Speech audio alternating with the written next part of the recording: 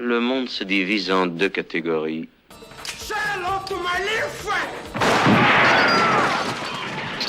Here's Johnny! Ceux qui ont un pistolet chargé et ceux qui creusent.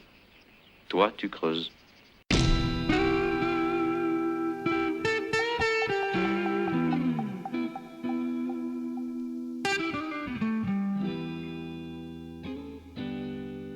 Dès les premières secondes du film, on entend une musique désuète, comme issue d'un vieux western. Dans la pénombre, nous distinguons un sol aride, parsemé d'herbes sèches et de buissons décharnés. La caméra avance de façon presque aléatoire, comme portée par une légère brise, jusqu'à arriver sur un tumbleweed. Vous savez ces buissons qui traversent le Far West dans les films de John Wayne ? Le vent balaye le buisson, le pousse jusqu'à la ville qui s'étend soudain sous nos yeux. Il roule dans les rues de Los Angeles, porté par la bise. Il traverse les rues, se laissant porter, sans résistance. Ce buisson est à l'image du personnage principal du film, le Duc, The Dude en anglais. Tout comme lui, il se laisse porter par le courant et est emporté dans des aventures extraordinaires. The Big Lebowski de Joel et Ethan Coen, c'est le film dont nous allons vous parler aujourd'hui. Bonjour à tous et bienvenue dans le regard ciné de Kinou et Marie-Lise. Alors voilà, nous avons décidé de créer notre émission de cinéma. Nous sommes frères et sœurs et étant donné que cette passion commune nous anime depuis tout petit, on s'est dit que ce pourrait être intéressant d'en faire un podcast. C'est ça, bonjour à tous. Donc moi je suis Kinou, du coup je remplace Richard puisque le projet avait déjà été lancé avec Marie-Lise et Richard. Donc Richard que je salue d'ailleurs au passage. Oui, bonjour Richard. Et je prends la suite avec grand plaisir. J'ai été fan de vos podcasts sur le regard ciné d'RM et Marie-Lise. Donc c'est une vraie fierté, un vrai honneur de prendre la suite. Et en plus avec ma petite sœur. Donc en effet on a des films en commun, une culture cinématographique commune. Et on a aussi plein de différences sur les goûts qui nous font aller au cinéma et les films qui nous font aller au cinéma. Donc c'est intéressant aussi de pouvoir confronter ces points de vue qui vont être parfois un peu divergents, je pense, sur certains. Oui, il risque d'y avoir quelques débats. On va essayer de pas s'entretuer, mais globalement, on va pas être d'accord sur tout. On n'est pas toujours d'accord. Mais c'est ce qui fait justement l'intérêt aussi de tout ça. C'est ça, exactement. Et puis du coup, c'est aussi un moment de partage et on a envie d'entraîner un petit peu les futurs auditeurs dans notre univers et dans les films qui nous ont fait kiffer, l'un ou l'autre, voire les deux. Oui. Parfois, il y en a certains qu'on va tous les deux aimer, d'autres où on va être un peu plus en débat, mais globalement, c'est aussi de vous faire rentrer dans notre univers qui nous intéresse. Voilà. Moi, je suis pas professionnel du cinéma, j'ai absolument pas de formation dans le cinéma ou dans la technique. Bon, par contre, voilà, je suis capable d'expliquer pourquoi j'ai aimé un film et de partager la passion pour un film ou pour n'importe quel autre module artistique. Mais voilà, du coup, au niveau du cinéma, ça va être plus... comment dirais-je, spontané, ça va être vraiment quelque chose un plus sur le ressenti et sur ce qu'on a réussi à décrypter que vraiment une analyse technique. Faut aussi remettre les choses dans leur contexte. On n'a pas le savoir-faire pour pouvoir décrypter un film de A à Z, scène par scène, avec les plans et les mouvements de caméra, etc. Par contre, on a comme tout le monde un ressenti quand on voit un film, et je pense que c'est ce qu'on a envie de partager au gré de ce podcast. Oui, tout à fait. On va essayer d'analyser avec nos moyens à nous. C'est ça. Mais voilà, mais je pense que ça peut en intéresser plusieurs d'entre vous. Alors donc The Big Lebowski, c'est donc un film, comme je viens de le dire, de Joel et Ethan Coen, sorti en 1998.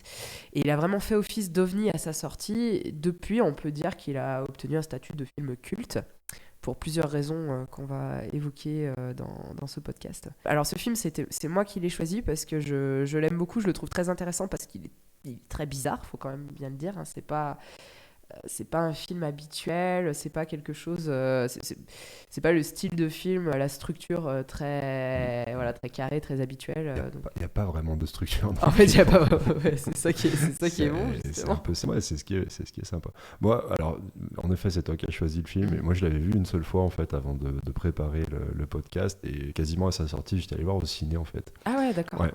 Mais je l'avais pas revu depuis, et c'est vrai que comment dire, ouais, j'avais pas trouvé que c'était un film particulièrement culte quand je l'avais vu, parce que je m'étais, je pense, attaché un peu à l'histoire, en fait, au déroulé de l'intrigue. Ouais, qui en fait est inutile dans ce Parce film. qu'en fait, c'est juste C'est un prétexte. Ouais, c'est juste Voilà. un prétexte. C'est ce qui est intéressant, justement. J'ai pas trouvé ça génial. Quoi. Le personnage était, je l'avais trouvé plutôt attachant à l'époque, mais à part ça, j'avais pas trouvé ce film hyper génial. Et d'ailleurs, j'avais pas super compris tout ce qui pouvait y avoir autour, en fait. La Notamment, portée. la portée, en fait, culturelle de ce film-là. Parce qu'il a connu ses heures de gloire plutôt à sa sortie en VHS, en DVD. Oui, en fait, au début, il a eu même des critiques assez assassines, même de certains. Ouais, non, il a pas. Quand il est sorti, il a pas été hyper encensé ni par la critique publique ni par la critique pro, quoi. Voilà. Alors justement, à réception publique et critique, à sa sortie, le film est rentable, mais sans plus. Hein. D'après Wikipédia, un budget de 15 millions de dollars. Il a atteint les 18 millions de dollars au box-office, donc bon, il a été rentable, mais c'était pas non plus génial. Les critiques étaient mitigées, et en fait, il a atteint le statut de film culte petit à petit avec le temps. Bon, sans doute grâce à ses répliques Alors, moi je suis prof d'anglais, donc il y a sans doute une déformation professionnelle là-dedans, mais je vous conseille très très vivement de regarder le film en VO, parce que la VF... bon, fait ce qu'elle peut, mais c'est pas... Je suis pas prof d'anglais pour le coup, mais je vous donnerai le même conseil, parce que j'ai revu le film 2 fois du coup pour préparer le podcast, une fois en VF, une fois en VO, et c'est vrai qu'il n'y a pas photo. Alors, moi j'adore les dialogues dans ce film, les dialogues me font mourir de rire. Mais je pense qu'on perd beaucoup avec la VF, et bon, je critique pas les traducteurs là-dessus, je pense qu'on peut avoir les meilleurs traducteurs du monde. Traduire, c'est trahir, hein. C'est Umberto Eco qui disait ça, et bon, c'est Umberto Eco, il a toujours raison, Umberto Eco. Et c'était vrai. Vérité absolue. Voilà, c'est ça. Il y a Umberto Eco, et puis il y a Dieu, quoi. Donc, on est d'accord que traduire, c'est trahir. À partir d'un moment, il faut faire des choix. Alors déjà, ça se repère rien que dans le nom du personnage principal, qui en anglais s'appelle The Dude, qui se traduirait par le mec ou le type. Et en français, ils ont traduit ça par le duc. Alors, je comprends qu'il y a un problème de synchronisation labiale, c'est-à-dire qu'il faut que sur les lèvres du personnage, quand on prononce son nom, on puisse y lire quelque chose de probable, c'est-à-dire qu'il ne faut pas que votre bouche fasse un mouvement de O si vous êtes en train de dire un « et ». Voilà, faut qu'on y croit dans la façon dont les lèvres bougent, en fait. Hein, voilà. Sauf que le duc, ça transcrit tout de suite un côté très aristocratique au personnage qu'on n'a pas du tout dans The Dude, en fait. Hein. The Dude, c'est vraiment le mec qu'on peut croiser dans la rue, quoi. Le mec, The Dude, quoi. Et déjà, je trouve que c'est très dommage d'avoir traduit comme ça. Bon, ils ont fait comme ils ont pu, hein, je critique pas, mais déjà, regardez, rien que dans le nom du personnage, on y perd quelque chose, en fait. Je trouve qu'en plus, son nom, son pseudo, il témoigne en fait de ce qu'il est, vraiment, alors que le duc, tu le vois pas vraiment. Puis ça finit par être rigolo, le duc, au final, parce que c'est tellement éloigné du personnage. Mais voilà, c'est vrai qu'on perd un bout de quelque chose. Et pour le coup, je trouve que la traduction est pas si mal que ça, globalement, sur l'ensemble du film. Ils ont fait ce qu'ils ont pu. C'est pas déconnant, comme ça peut être le cas dans certains autres films. Mais c'est vrai qu'on perd on perd le côté direct de ce truc-là, et vu qu'il y a beaucoup de dialogues dans le film, en fait, c'est très verbal. Il y a beaucoup de choses qui passent par là. Alors, les frères Cohen, déjà, c'est un peu leur marque de fabrique, les dialogues un peu, qui partent un peu dans tous les sens. C'était le cas dans Fargo, c'était le cas dans plein de films qu'ils ont réalisés. C'est vrai que celui-là, au niveau des répliques... en fait, celui-ci, ça pourrait presque être un Tarantino comique, tu vois. Oui, c'est vrai. En fait, je me suis fait la réflexion à plusieurs reprises en disant, ce dialogue, il pourrait être dans Pulp Fiction, tu vois. Complètement. Alors que c'est quand même beaucoup plus léger que les films de Tarantino. En général. Sûr. Mais il y a beaucoup de choses qui passent par les dialogues, et c'est vrai qu'on en perd forcément. Plus il y a un intermédiaire, moins c'est fidèle à ce qu'ont voulu retranscrire les metteurs en scène, et du coup c'est vrai que c'est dommage. Mais c'est sûr. Mais c'est vrai que les répliques il y a beaucoup de répliques cultes, notamment en anglais. Alors je sais que dans le monde anglophone, en tout cas, c'est vraiment un film, des répliques très très cultes qui reviennent auprès des gens qui s'intéressent au cinéma, en tout cas, qui reviennent assez régulièrement, quoi. Alors moi, j'aurais voulu revenir sur le héros. y a un terme, je pense, qui semble bien surprenant pour qualifier le dude, C'est tout sauf un héros. qui a tout, voilà, qui n'a rien du héros. Mais justement, c'est ça qui est intéressant en fait. Hein, c'est vraiment qu'il se laisse porter par les événements. Il prend jamais vraiment de décision. Il est actif en rien. Et pourtant, il n'en reste pas moins fascinant et attachant. Et c'est ça un peu la question que je trouve intéressante. C'est comment cet anti-héros fainéant et presque apathique a réussi à conquérir des milliers de fans à travers le monde. Comment il a laissé une trace indélébile sur la pop culture, allant jusqu'à inspirer une religion quand même. Ça, j'y reviendrai après, mais je trouve ça énorme. Il se retrouve au milieu d'une sombre histoire d'argent, de kidnapping, de meurtre, et pourtant rien ne semble vraiment l'atteindre. Son objectif dans le film, c'est pas de percer le mystère, mais bien de retrouver une vie tranquille, enfin sa petite vie, quoi, son bowling, ses Russes blancs, ses potes, quoi. Voilà. Il semble jamais vraiment stressé, il garde son calme et son détachement, même lorsque certaines personnes le provoquent directement. Lorsqu'un des antagonistes vient l'insulter, sa réaction... J'adore, je trouve. Ouais, c'est top. Il dit juste, ouais, c'est ton opinion. Alors, pour m'être un peu intéressé au développement personnel, en fait, c'est vraiment ce qui est conseillé de faire. Vous pouvez pas manipuler l'opinion des gens, c'est pas possible. Ils penseront ce qu'ils auront à penser. À vous de gérer ça. Et lui, en fait, il le gère très très bien. C'est-à-dire que il sait qu'il est vu par la société comme un loser de première, mais il s'en fout. Ah ouais, il s'en fout réellement. Et je trouve ça tellement inspirant finalement. En fait, le seul moment où on le voit un peu agacé, c'est quand il y a le Chinois qui pisse sur son tapis. En vérité, ouais, c'est ça. le seul truc le qui seul vraiment truc qui l'émeut un petit peu. Ouais, qui va un peu le. Et qui est la base de l'intrigue, en fait. Oui, au final. c'est ça. Ouais, il y a Walter qui arrive à le faire, son pote qui le fait un petit peu sortir de ses gonds, et encore ça reste. Mais gentiment. Et moi, j'ai une théorie justement sur. Oui, alors vas-y, expose-nous ta théorie, parce que je la trouve intéressante. Alors, c'est sûrement les élucubrations d'un cerveau trop imaginatif, parce que j'ai vu aucun truc ni sur Internet, ni sur YouTube qui corroborait mon avis, mais je trouve que, en tout cas, le film est construit comme si les trois amis, donc le dude, Walter, et je crois que c'est Donnie, le nom du troisième. Oui, celui qui est joué par Steve Buscemi. On sait même pas son nom tellement il parle peu dans le film. Ouais, Bichette, il est toujours un peu mis de côté. C'est ça. On peut, c'est pour ça que j'ai vu le film 2 fois, parce que je voulais le voir avec ce prisme-là, en me disant est-ce que ça colle, est-ce que c'est cohérent dans l'idée. Et moi, je pense qu'en fait, c'est les 3 personnalités du héros principal, et que quand Walter pète des câbles, ce qui arrive relativement souvent dans le film, c'est en fait ce que le dude aimerait faire s'il ne gardait pas la maîtrise de soi, et des fois il a envie d'exploser. On le voit il prend sur lui, il est cool, ouais. Il reste cool. Et je pense que Walter est une projection du dude qui oui, en fait les 3 personnages sont les 3 facettes de sa personnalité. C'est ça. En tout cas, moi j'ai vu le truc comme ça, et encore une fois, je pense que c'est peut-être qu'une image, une projection de ce que j'ai vu, et probablement que c'est pas le cas, parce que à aucun moment les frères Cohen parlent de ce truc-là, ni aucun critique d'ailleurs, mais en fait c'est assez, quand on regarde le film avec cet angle de vue, c'est cohérent. Et d'ailleurs il y a même des trucs qui vont un peu dans ce sens-là, c'est qu'à la fin, quand Donnie meurt d'une crise cardiaque, c'est pile le moment où le héros, ou les Lebowski, où le dude commence à comprendre qu'en fait tout le monde le manipule, et donc il perd un peu son côté naïf, un peu candide, et c'est exactement ce que représente Donnie. C'est le côté toujours un peu à côté de la plaque, mais gentil, naïf, il voit le mal nulle part, tout le monde est beau, tout le monde est même gentil. Quand Walter l'insulte copieusement, il réagit même pas. Il réagit pas. Walter passe le film à insulter Donnie, carrément. Il a le temps de fermer sa gueule, quoi. C'est clair, voilà. Et c'est pour ça que je me suis dit, je pense que peut-être Walter est le côté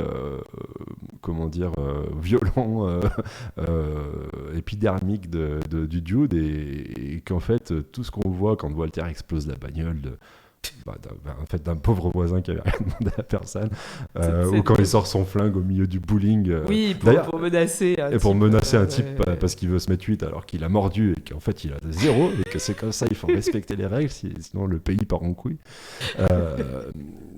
C'est hilarant, cette scène là, elle est énorme, quoi.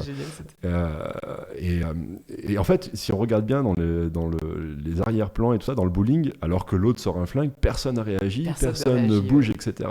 Et c'est là où je me suis dit, après ils appellent les flics quand même, il y a les flics qui arrivent quand ils sont sur le parking, tu entends la sirène qui arrive, il menace de lui enlever, mais jamais il est inquiété en fait. Mais il est jamais inquiété, et c'est pour ça que je me suis dit, si ça se trouve, c'est juste ce que le dude aimerait, s'il se laissait aller, aimerait faire, mais en fait, il a une certaine constance dans son inaction. Oui, il est apathique. Hein, il presque. est apathique, mais ça devient une façon d'être, en fait. J'avais vu une critique d'un podcast que j'adore qui s'appelle les Cinéphiles, et ils avaient dit, en gros, que c'est un Zen-master de notre temps, le dude. Et c'est vraiment ça. Le bowling, c'est sa façon de méditer. On le voit couché sur son tapis qui écoute des sons de bowling, quoi, la boule qui heurte les balles, pas les balles, les quilles.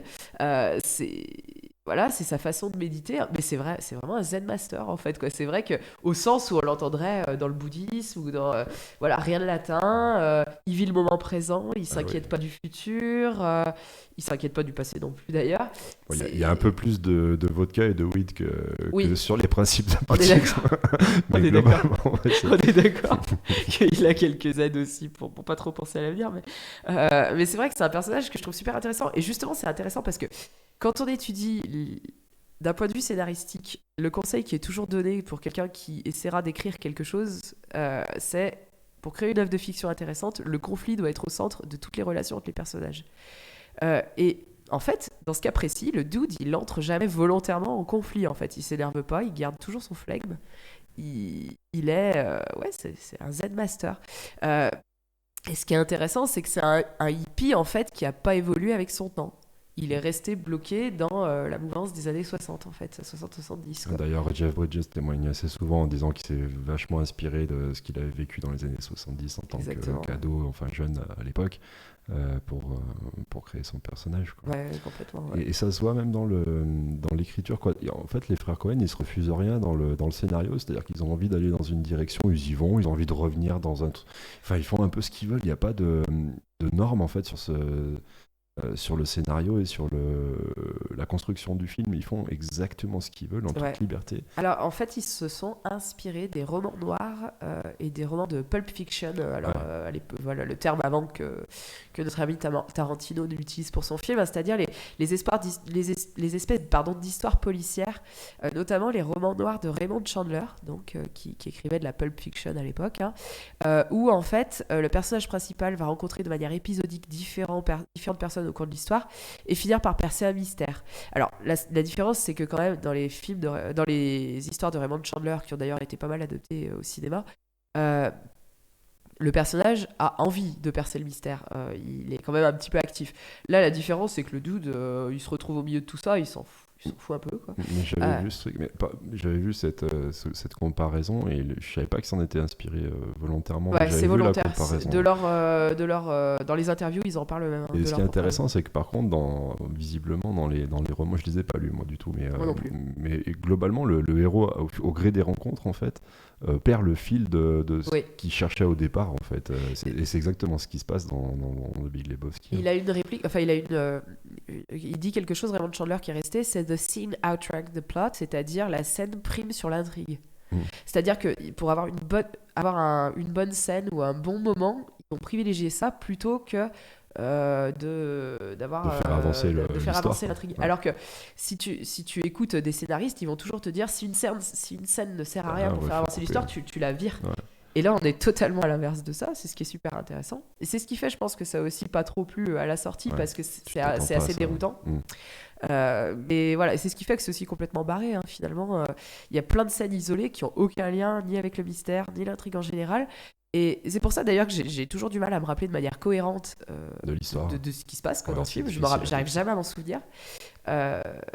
Et par contre, la chose qui va diverger par rapport au roman de Raymond Chandler, c'est que le personnage du dude revient toujours à sa vie, et notamment au bowling à la fin de chaque scène, même après les scènes les plus perturbantes.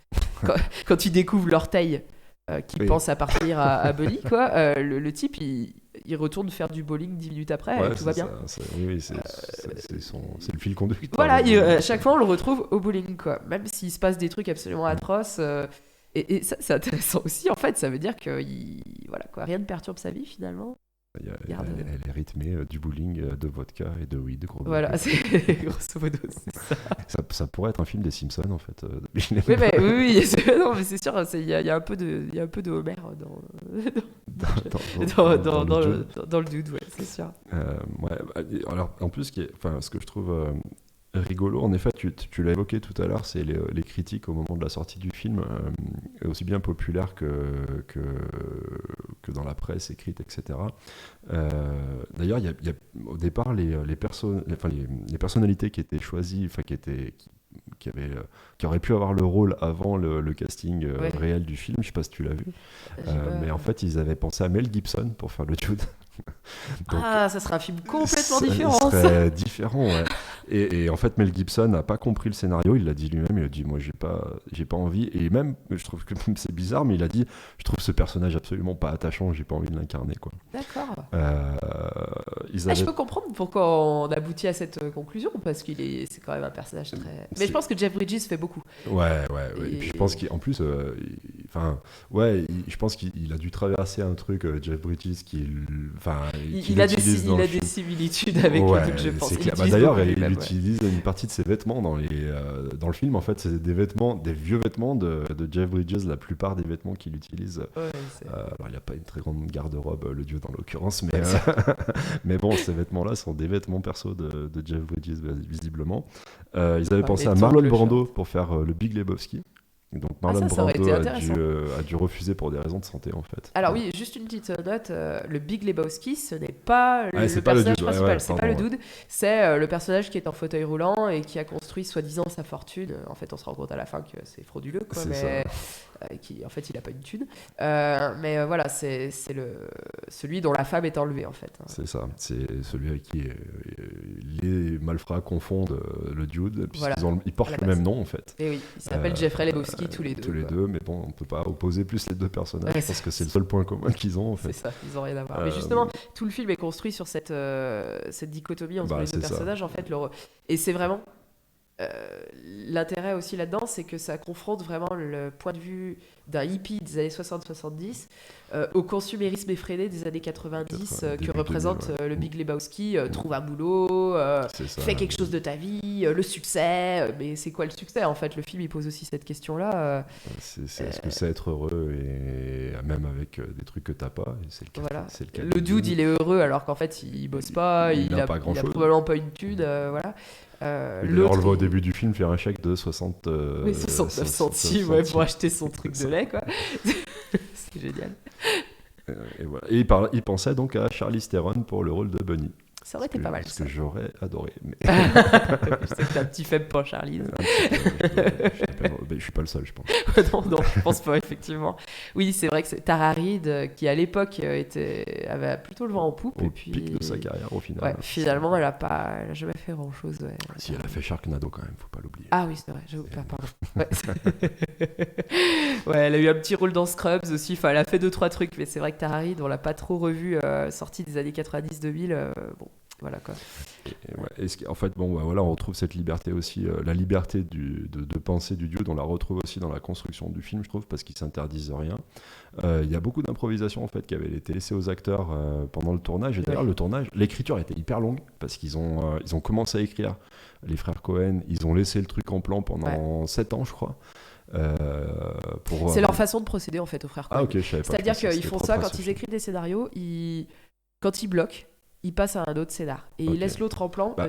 Entre-temps, ils ont fait Barton Fink en fait, qui est un autre film avec John Turturro que j'ai pas vu d'ailleurs, mais voilà. Donc pendant tout ce temps, ils ont laissé le scénario en plan, mais c'est leur menu Ah super ouais, je rendu en pensais- fait. mais tu vois, ça aussi, c'est une certaine liberté en fait, que de se Ouais. dire, on n'y arrive pas, on fait autre chose, et puis on y reviendra plus reviendra tard. quand on Et ça aura aussi, l'esprit, c'est dans la construction personnelle, c'est un sujet. Et ça aussi, ça va à l'encontre de tous les conseils qu'on va pouvoir te donner en termes c'est de clair. construction d'histoire et d'arriver à écrire quelque chose. C'est hyper intéressant leur façon de faire. Ah, je pensais pas, je pensais que c'était propre au film, à ce film-là. Ils font tout le temps ça, visiblement. D'accord. Et ils disent que toute leur bataille, en fait, vu ils écrivent à deux et ils réalisent à deux, tous les points de divergence et tous les trucs sur lesquels ils sont pas d'accord, ils vont s'engueuler sur le scénario, mais ils vont jamais s'engueuler sur le tournage.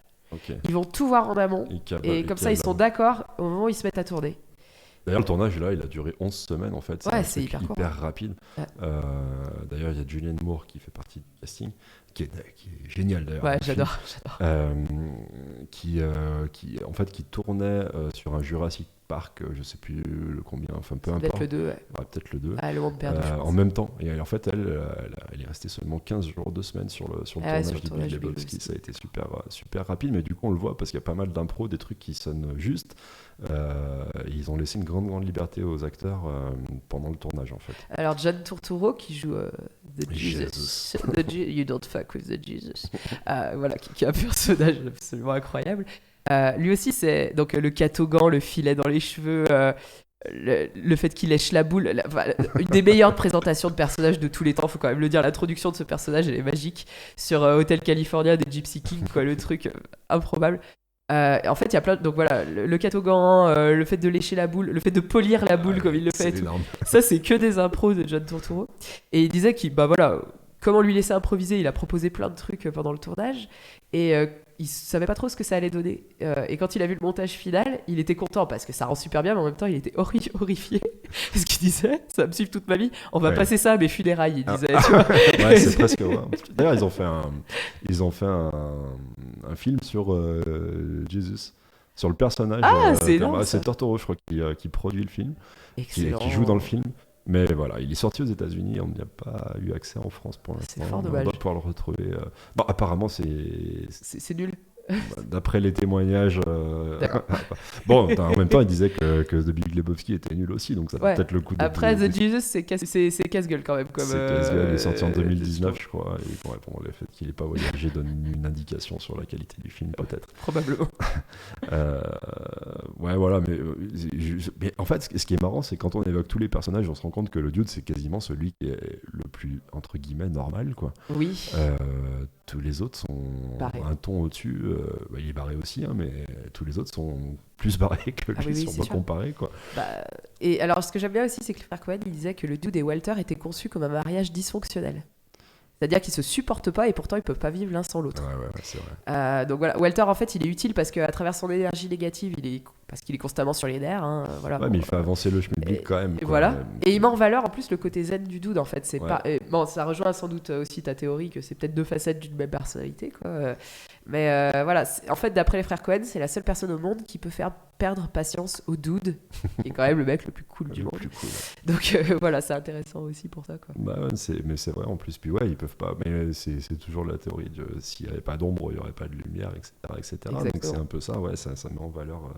Ça met en valeur la facette, quoi, le contraire de leur personnalité, met en valeur leur propre personnalité. Ouais, c'est sûr.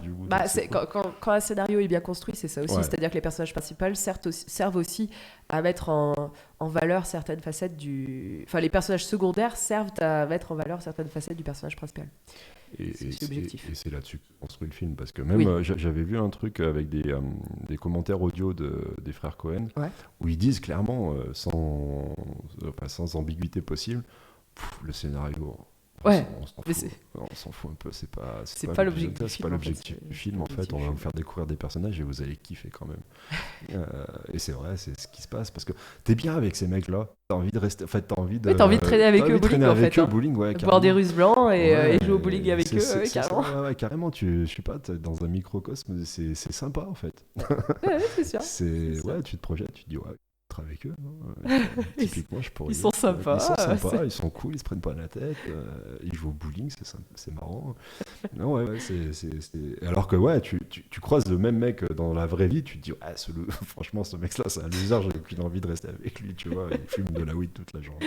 Et ouais, mais du coup, c'est ça aussi la question, quoi. Qu'est-ce qu'un loser ? Parce que finalement, le Big Lebowski, qui sous toute à l'apparence de quelqu'un qui a vraiment réussi, qui est au top, qui est blindé de fric, finalement tu te rends compte que rien n'est vrai, qu'en fait il a piqué une grande partie du fric, que c'est pas du tout lui qui a construit sa fortune, c'est pas quelqu'un de recommandable, et c'est vrai que ça va bien. Il y a aussi tout ce côté très critique de la société, parce que ça, tu vois, c'est un aspect que j'avais complètement oublié du film. Mais alors, là, je vais citer une vidéo d'un YouTuber que j'aime beaucoup, un YouTuber irlandais qui s'appelle Ryan Hollinger, qui fait surtout des vidéos sur des films d'horreur, mais il avait fait aussi une vidéo sur Big Lebowski que je vous recommande.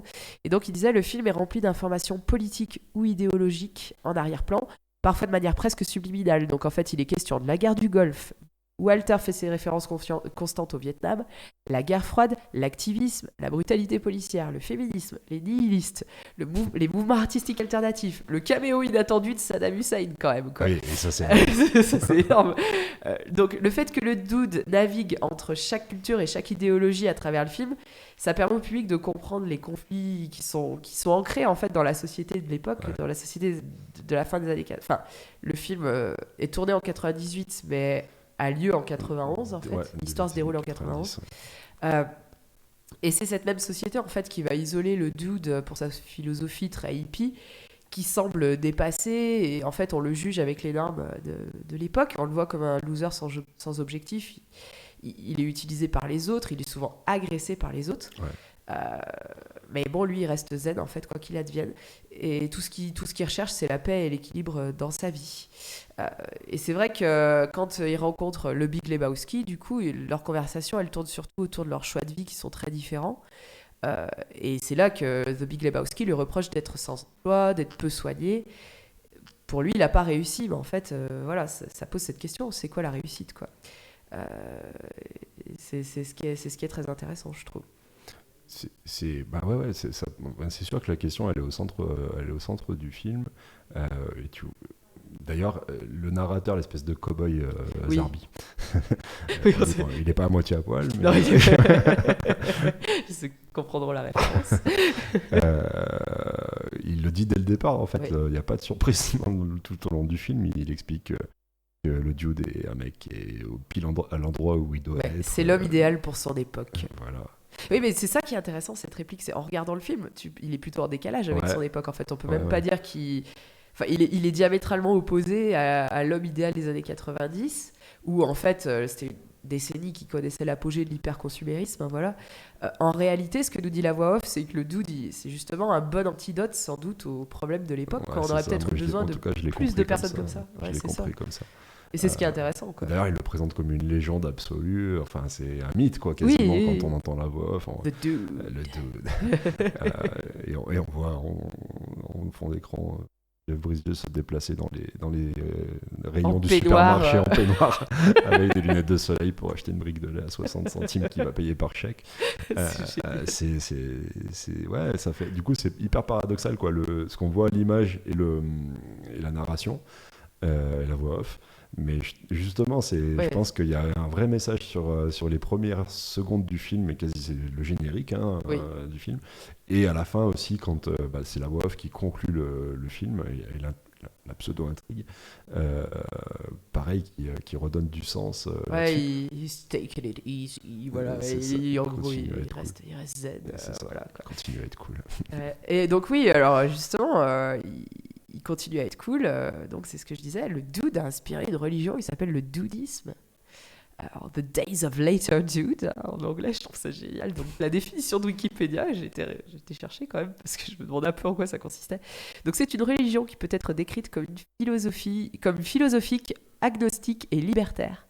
À ce titre, ses adeptes peuvent être dudéistes et athées, déistes ou bien animistes, cela n'a pas d'importance. Ils peuvent même penser que le dudéisme n'est pas une religion. Elle est reconnaissable grâce à son imagerie fortement inspirée du film The Big Lebowski. Elle encourage la positivité des attitudes du personnage principal, The Dude, en tant qu'outil de recherche de la tranquillité de l'esprit en accord avec ce qui est.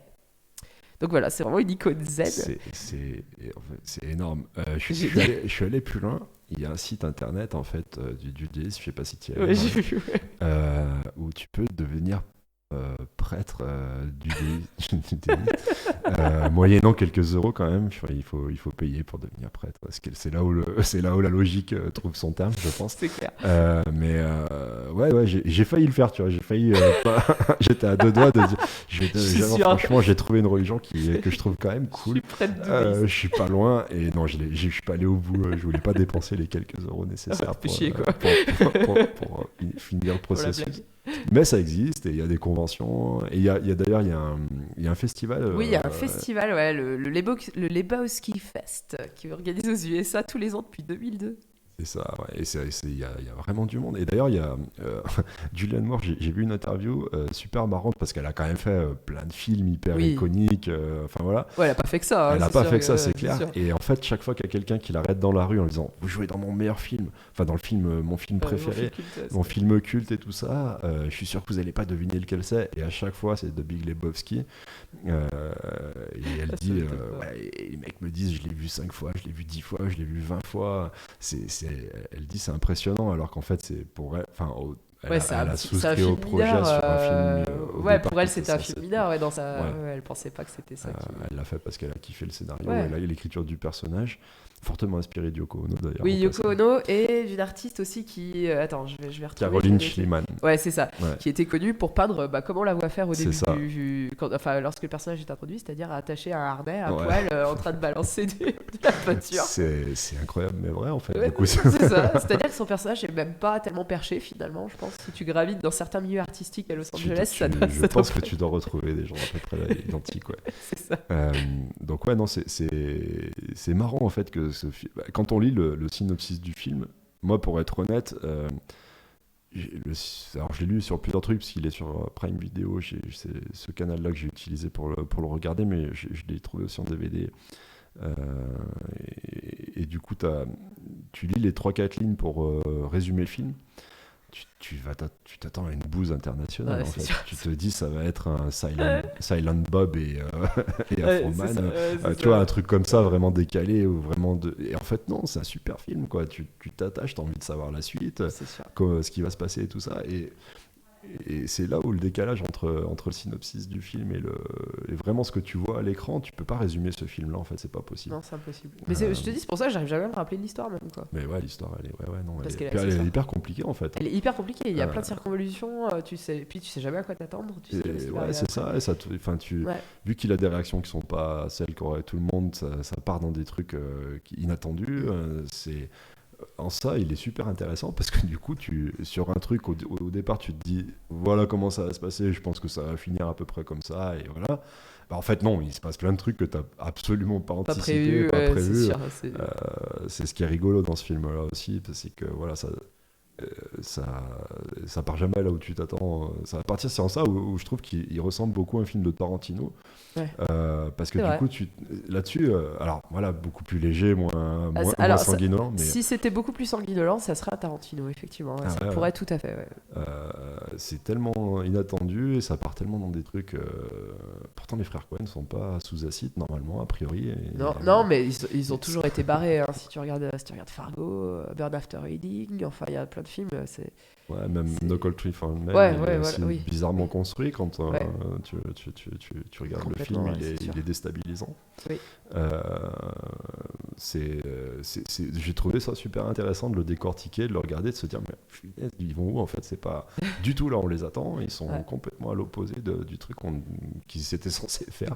C'est sûr. Mais c'est ça qui est marrant. C'est Ouais, ça qui est marrant. Et je comprends en fait les critiques un peu au départ qui étaient assez cinglantes, hein, parce que j'en ai relevé quelques-unes, j'en ai noté même, parce que bon, Mel Gibson dit que en gros il a aucune empathie pour le héros et que bon, il a aucun relief. The Guardians dit que le film est fatigant parce que du coup c'est hyper décousu. Ils disent même que c'est moralement élitiste. Parce qu'en fait, ils considèrent que Walter et le dude sont auto-centrés et que tout ce qui est autour, ils le méprisent en fait. Ils considèrent que c'est méprisant à l'égard du reste du monde parce que voilà. Alors moi, j'ai pas ressenti J'ai absolument pas ça du ressenti tout. ça, mais bon, comme quoi, hein, c'est d'une personne à une autre. The Guardians qui écrivait ça au moment de la sortie du film. Héros trop du passé pour qu'on y trouve un intérêt, ça ils l'ont écrit noir sur blanc.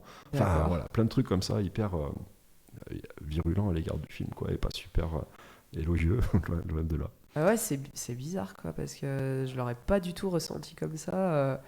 C'est original. Alors, juste, je voulais revenir sur un truc que tu as dit. C'est rigolo que tu aies parlé de Silent Bob. Jay and Silent Bob, c'est une série de films qui a été réalisée par Kevin Smith, hein, donc un réalisateur qui a connu surtout ses heures de gloire dans les années 2000. Et justement, donc j'avais vu une vidéo d'analyse de The Big Lebowski d'une chaîne américaine qui s'appelle The Take. Si vous aimez le cinéma, je vous la conseille aussi, cette chaîne, elle est très intéressante. Et donc, il parlait du personnage du dude et qui disait qu'il correspondait à un archétype que l'on retrouvait souvent dans les films des années 90, début 2000, qu'on appelait en anglais les slackers. Donc, slacker, on pourrait le traduire par fumiste en français. C'est comme ça que le principal du lycée appelle Marty McFly au début de Retour vers le futur. You're a slacker. Hein. Tocard. Ouais, je crois qu'ils ont traduit par tocard en français. C'est ça. Voilà. Fumiste, quoi. Quelqu'un en gros qui est feignasse, qui en fout pas une, quoi. Et donc, comme les personnages du film de Kevin Smith, Clerks, qui l'a fait révéler d'ailleurs, hein, qui a révélé Kevin Smith, ou par exemple Shaun du film Shaun of the Dead, hein, dont un personnage dont l'objectif principal est de poursuivre son existence en faisant le moins d'efforts possible. Donc souvent on voit ces personnages-là comme des losers qui auraient besoin de changer. Dans les films, c'est souvent la logique du film, hein, c'est-à-dire qu'ils comprennent que leur mode de vie est pas... qu'il va peut-être falloir faire des efforts pour arriver à faire quelque chose de sa vie. Et là, au contraire, dans le Big Lebowski, c'est... Non, on entérine le truc, quoi. T'es un slacker, mais t'as raison, quoi. C'est pas nécessairement le pire. Et comparativement au consumérisme et à l'agressivité ambiante, t'as peut-être raison d'être comme ça, quoi. Ouais, donc mais je pense que c'est la conclusion du film, en fait, c'est la morale de l'histoire. C'est ça. On peut dire. Ouais, en tout cas, c'est comme ça que je l'ai compris, moi. Moi aussi, ouais, je pense qu'on peut, on peut dire que c'est ça la morale du film, effectivement. Voilà. Je sais pas si tu as d'autres choses à rajouter sur non, je crois qu'on a été complet. Hein. On a fait le tour. On a fait le tour. Non, en tout cas, si vous l'avez pas vu, on vous le conseille. On vous le conseille. Si vous l'avez déjà vu comme moi à la sortie et que vous aviez trouvé ça bien mais pas top, comme dirait l'autre, revoyez-le, ça vaut le coup quand même. Je pense qu'une seconde lecture peut être nécessaire sur ce film-là. Oui, si comme moi vous l'avez vu 7 ou 8 fois, continuez à le regarder parce qu'il vous fera toujours marrer. Moi, il me fait toujours rire étant donné que j'oublie toujours l'intrigue. Bon, même après 6 ou 7 visionnages, je ne sais jamais à quoi m'attendre. Donc après, il y a un côté sympa là-dedans aussi. Du coup, c'est un investissement rentable. Tout à fait. Voilà. Écoutez, on vous remercie en tout cas de nous avoir suivis. Et on vous donne rendez-vous la prochaine fois. Le prochain podcast, nous allons parler du film de Brian De Palma, Scarface, dans un style complètement différent. On change de registre, en effet. Tout à fait.